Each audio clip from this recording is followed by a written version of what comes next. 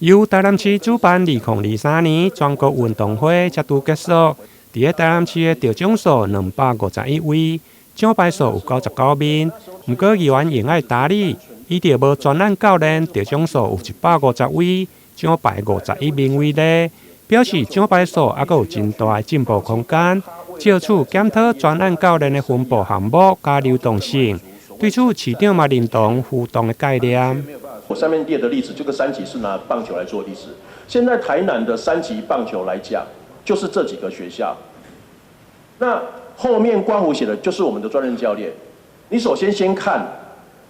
市长为什么只有在少棒跟青少棒这边会有专任教练，而且实际上也不是全部都有专任教练，而且有的地方的专任教练其实是来自于非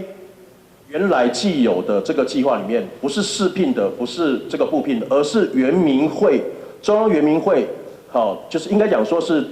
原住民委员这个陈颖委员，他在跟这个所谓体育署这个地方要求的计划里面可以做，这个我之前已经介绍过很多次了。所以你要看，包含说像现在永信国小跟宜兰国小，他们主要的专任教练是从这个地方来的。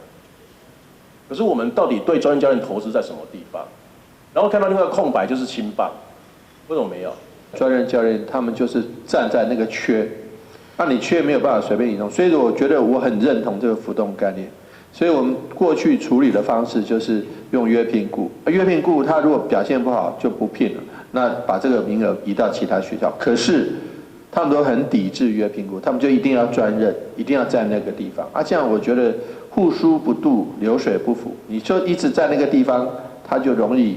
钝化他的教练的效益。除了专用教练，另外议员嘛点出体育事业，因为过去拢是靠外部的体育会来委办。不过，议员认为现在有体育局，伫个经费的分配甲人才，体育局应该扭转来家己做，